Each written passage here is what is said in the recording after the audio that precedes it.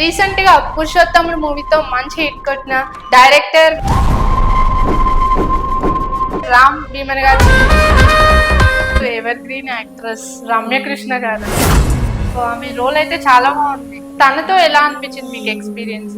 బాహుబలి చూసిన తర్వాత రమ్యకృష్ణ గారిని ఇంకో ఫిల్మ్ లోకి ఊహించుకోవడానికి కూడా మనకి దమ్ములు సరిపోవు. ఆమెని మేనేజ్ చేయగలగటం కూడా ఒక కత్తి మీద సాము లాంటిది. మీరు కమెడియన్స్ ని కూడా బాగా వాడుకున్నారు. బ్రహ్మాజీ గారిని, బ్రహ్మానందం గారు లేని తెలుగు సినిమా చరిత్రని కానీ లేకపోతే తెలుగు సినిమా కామెడీని కానీ మనం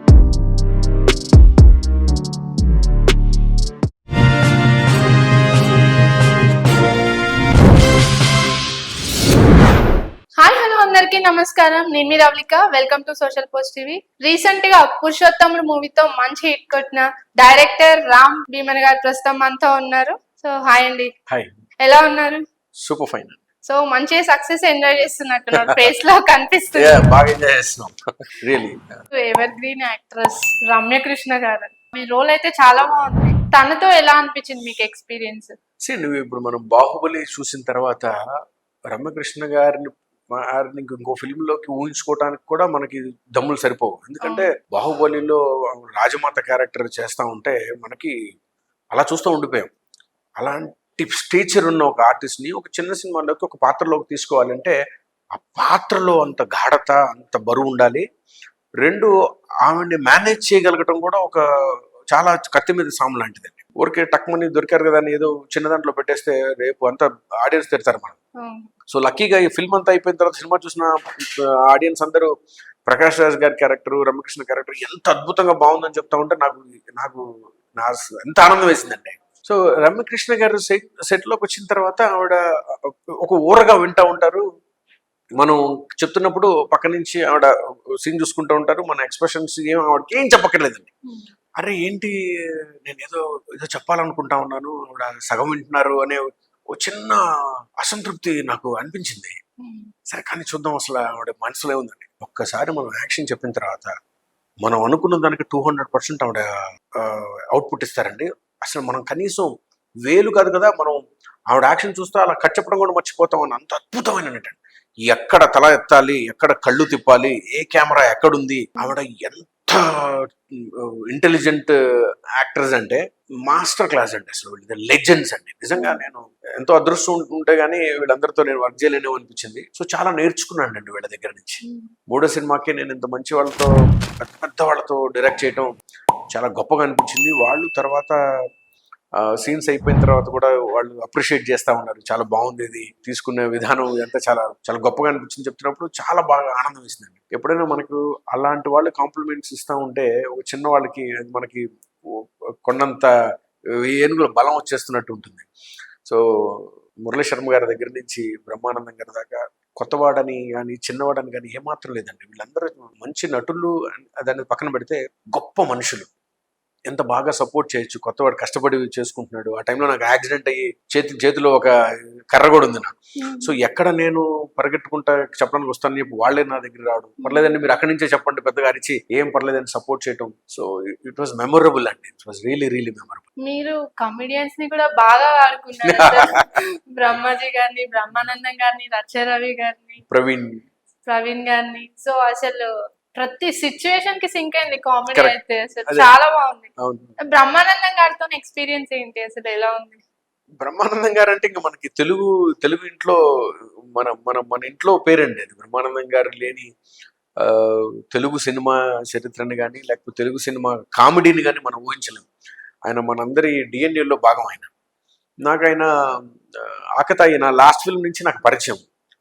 సినిమాకి 5-6 ఏళ్ళు గ్యాప్ ఉన్నా కూడా ఆయన మధ్యలో ఎప్పుడో ఒకసారి సినిమా చేయగానే వదిలేసేయలేదండి. ఎందుకో మరి నాకు అదే ఆయన మీద విపరీతమైన ప్రేమకి, మమకారానికి కారణం ఏంటంటే ఆయన ఎప్పుడో చేశాడనేది కాదు. ఎప్పుడైనా ప్రతి సంవత్సరానికి 2-3 సార్లు ఆయన కాల్ చేస్తుంటారు. ఏనన్నా ఏం చేస్తున్నావు, ఏం జరుగుతుంది, అవునా ఇలా చేస్తున్నావు, చెయ్యి బాగా చెయ్యి, నా హెల్ప్ ఏమైనా కావాలని అడుగుతుండేవాళ్ళు. చాలా మంది ఏమనుకుంటారంటే బ్రహ్మానందం గారిని సినిమాలో చాలా నవ్విస్తారు, బయట చాలా సీరియస్ గా ఉంటారు అనుకుంటారు. అది కూడా యాక్టింగ్ అండి. చాలా మంచి మనిషి. అలా ఇలా చూస్తారో మనం అమ్మ ఆయన సీరియస్ గా చూస్తారో అని భయపడతాం.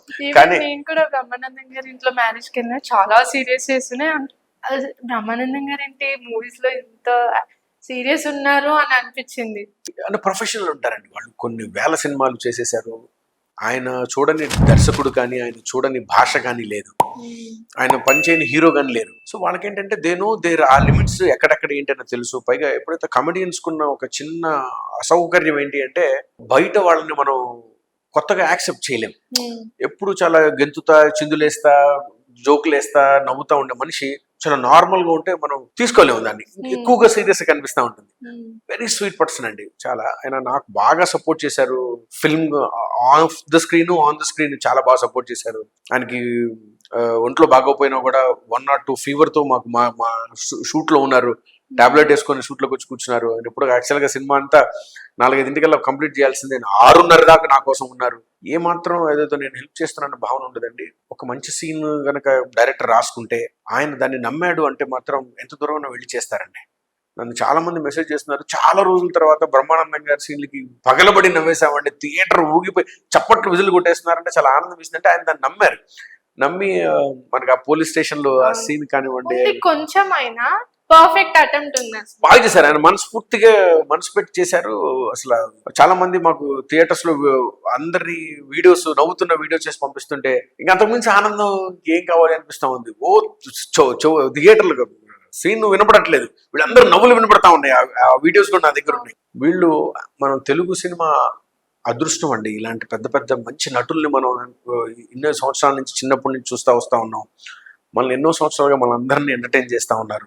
వాళ్ళకి ఎన్ని కష్టాలున్నా, ఎన్ని బాధలున్నా, ఎన్ని అసౌకర్యాలున్నా ఎప్పుడు స్క్రీన్ మీద మనకి ప్రజెంట్ చేయనివ్వరు. So these are all the best human beings and more than actors అండి. మురళీ శర్మ గారు గురించి, Murali Sharma garu is the first person to come on to the board అండి. నాకు హీరో గారి తర్వాత హీరో ఫాదర్ ని అనుకున్నప్పుడు మురళీ శర్మ గారికి అప్రోచ్ అయినప్పుడు మురళీ శర్మ గారు ఒక మనిషిని ఫ్యామిలీ లోపలికి తీసేసుకుంటారండి. ఒక ఫ్యామిలీ లాగే మాట్లాడతారు. ఒక ఇంట్లో మన బాబాయి మన పెదనాన్న ఎలా అయితే మన బాగోగులు కనుక్కుంటారో అలా కనుక్కుంటారు. ఒక డైలాగ్ నచ్చితే ఆ డైలాగ్ ని ఆయన ఒక వేరే డైరెక్టర్స్ కానీ పనిచేసిన డైరెక్టర్స్ కి పంపిస్తారు. నేరుండి ఒక సినిమా చేయబోతున్నాను, ఒక కుర్రాడు రాశాడని.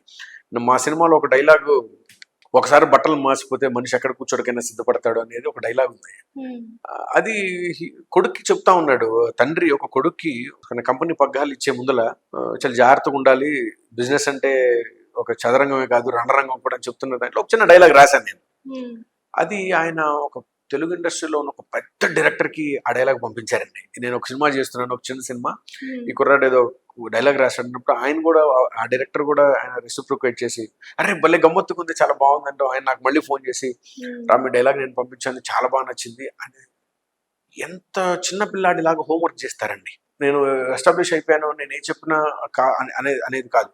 ఒక డైలాగ్ చెప్తున్నప్పుడు ఆయన మేనరిజం లోకి కరెక్ట్ గా వెళ్తుందా లేదా, ఇదేమన్నా చిన్న మార్పులు చేయొచ్చా, అలాగ అక్కడి నుంచి చూసుకుంటే సినిమా అయిపోయిన తర్వాత, సినిమా రిజల్ట్ తర్వాత కూడా ఆయన నాకు ఇంత పెద్ద పెద్ద మెసేజెస్ అండి. ఆయన మెసేజెస్ కి ఒక 5-6 రోజులు నేను రిప్లై ఇవ్వలేదు. ఆయన నాకు రిప్లై పెట్టారు, I'm very proud of you Ram, నా director my boy became very good, 5 రోజులు కూడా చూసుకోలేని సక్సెస్ ఎంజాయ్ చేస్తున్నావు అని చాలా గొప్పగా ఫీల్ అయ్యారండి. ఆయన ఫీల్ కాలేదు నా మెసేజ్ కి 5 రోజుల తర్వాత రిప్లై ఇస్తున్నావు అనుకోలేదు ఆయన. Very good that you are enjoying the success, enjoy చేస్తున్నావు, no problem, all the best, నీకు ఏ హెల్ప్ కావాలన్నా కూడా నన్ను అడగమ్మా అని. చాలా గొప్ప మనిషి అండి. చాలా ఒక రకంగా చెప్పాలంటే just like a mentor for me now. So మీ మూవీలో కొత్తదనం ఏంటంటే పూల గురించి, రైతులు పడే కష్టాల గురించి బాగా చూపించారు. అసలు ఏంటి, అసలు ఎలా రీసెర్చ్ చేశారు? మీకు రియల్ లైఫ్ లో ఎక్కడైనా కనెక్ట్ అయ్యారా? ఇది ఫస్ట్ కథని అనుకున్నప్పుడు మేము హీరో కథే ఉందండి. ఈ రైతుల బ్యాక్డ్రాప్ ని కథలో లేదు ఫస్ట్. సో హీరో అనే వ్యక్తి ఒక కండిషన్, అది రియల్ గా జరిగిన ఒక ఇన్సిడెంట్ అండి. ఒక పూణేలో ఒక వజ్రాల వ్యాపారి ఉండేవాడు. అతను కొడుక్కి గ్రాడ్యుయేషన్ చేసిన తర్వాత బిజినెస్ లోకి తీసుకోవాలంటే వాళ్ళకి ఒక 500 చేతులు పెట్టి కట్టుబట్టలతో బయటకు పంపించాడు. అది చాలా పెద్ద ఫేమస్ అయింది. మీరు అతను కేరళలో ఒక బేకరీలో పనిచేశాడు. కొన్ని వేల కోట్లు ఉన్నాడు వాడు. పేరు ఊరు ఏం చెప్పకుండా ఒక బేకరీలో పనిచేసి కింద నేల మీద పడుకున్నాడు అతను. ఇంకో రెండో కుర్రాడేమో హైదరాబాద్ పంపించాడు. హైదరాబాద్ లో ఎక్కడో పాత బస్తీలు ఎక్కడో చిన్న దాంట్లో పని చేసుకుంటా ఉన్నారు ఇద్దరు. ఒకరి తర్వాత ఒకరు జరిగింది. ఇది ఎంత ఇండియాలోనే కాదు, వరల్డ్ అని చాలా ఫేమస్ అయింది ఈ సిచ్యువేషన్. ఈ సిచ్యువేషన్ నాకు చాలా బాగా అనిపించింది. ఇది ఒక రియల్ ఇన్సిడెంట్ లోకి అయితే చాలా బాగుంటుంది కదా అని చెప్పి తయారు చేసుకున్న కథ అండి ఇది. దీన్ని హీరో వరకే ఉండేది. సో ఎప్పుడైతే తను ఒక ఊరికి వస్తున్నాడో ఆ ఊర్లో హీరోయిన్తో చేస్తున్నప్పుడు మనకి ప్లాట్ పాయింట్ 2 కావాలి, మనకి యాక్ట్ 3 దాంట్లో ఉండాలి. కాబట్టి ఈ ఈ ఈ స్ట్రక్చర్ని సెటప్ చేయాలి అంటే మనకి ఒక ఒక ఒక మంచి బ్యాక్ డ్రాప్ కావాలి ఒకటి. సో ఇప్పటిదాకా మీరు అనుకున్నట్టుగా మిగతా సినిమాల్లో రైతులు ఆ బ్యాక్ డ్రాప్ వచ్చింది. ఒక పల్లెటూరులోకి వెళ్తే మనం ఏం తీసుకోగలుగుతాము, ఏదైనా ఒక చిన్న సమస్య తీసుకోగలుగుతాము, పెద్ద సమస్య అంటే ఒక ఊరి సమస్య ఉంటుంది. సో నేను ఏదైనా మంచి బ్యాక్ డ్రాప్ కోసం ఆలోచిస్తున్నప్పుడు ఒకసారి ఇంటర్వ్యూలో టీవీ చూస్తున్నప్పుడు ఆ టీవీలో పవన్ కళ్యాణ్ గారు ముందు చాలా మంది రైతులు ఉన్నారు, ఆయన పవన్ కళ్యాణ్ గారు ఆ రైతుల్ని ఉద్దేశిస్తా ఎలక్షన్ బిఫోర్ అండి అది మాట్లాడితే ఇది ఒక చిన్న పాయింట్ ఒకటి నేను ఆశ్చర్యపోయాను. నేను ఇదేంటి ఇది ఇంత మనకు తెలియదే అనిపించింది. ఆ పవన్ కళ్యాణ్ గారు చెప్తున్నది ఏంటి అంటే పూల రైతులు అందరూ వెళ్ళి ఆయనకి ఏదో ఒక చిన్న ఏదో వాళ్ళ ప్రాబ్లమ్స్ ఏదో చెప్తా ఉన్నారు ఆయనకి. ఆయన వెంట ప్రెస్ ని అడ్రస్ చేస్తా పూల రైతులు ప్రభుత్వం దృష్టిలో రైతులు కాదు వ్యాపారస్తులుగా గుర్తింపబడ్డారు, వీళ్ళని కూడా రైతులుగా గుర్తించాలి, వాళ్ళకి రావాల్సిన సబ్సిడీ ఇవ్వాలి అంటున్నప్పుడు నేను ఆశ్చర్యపోయాను. అదేంటి పూల రైతులు కాదే, రైతులు కాకుండా వ్యాపారస్తులు అవటం ఏంటి, బిజినెస్ మెన్ అవటం ఏంటి, వాళ్ళు మట్టిలోనే పనిచేస్తున్నారు, వాళ్ళు దాని నుంచి తీసుకెళ్తారు, మార్కెట్కి వెళ్ళాలి, అలా అన్నీ ఉన్నాయి. కానీ పూల రైతులకు ఉన్న ఒక డిసడ్వాంటేజ్ ఏంటంటే అండి, మిగతా పంటల్లాగా ఇప్పుడు బియ్యము వడ్లు లేకపోతే కనుక ఇంకేదన్నా కూరగాయలు అయితే కనుక వాటి లైఫ్ స్పాన్ కనీసం ఒక వారం రోజులు 10 రోజులు నెల రోజుల్లో ఉంటుంది. కానీ పూల రైతులకి పువ్వు పొలంలో తోటలోంచి కూసిన పువ్వు మన ఇంటి దాకా 24 గంటల్లో మన ఇంట్లోకి వచ్చేయాలి, మన పూజ గదిలోకి వచ్చేయాలి, లేదా జనాల్లోకి వెళ్ళిపోవాలి 24 అయితే 48 గంటలు. చాలా తక్కువ స్పాన్ ఉంది. వాళ్ళకి కదా ఎక్కువ కష్టాలు ఉన్నాయి, వాళ్ళకి కదా ఎక్కువ ఇబ్బందులు ఉన్నాయి. అది నాకు అర్థం కాలేదు. దాని మీద ఇంకా రీసెర్చ్ చేశానండి నేను.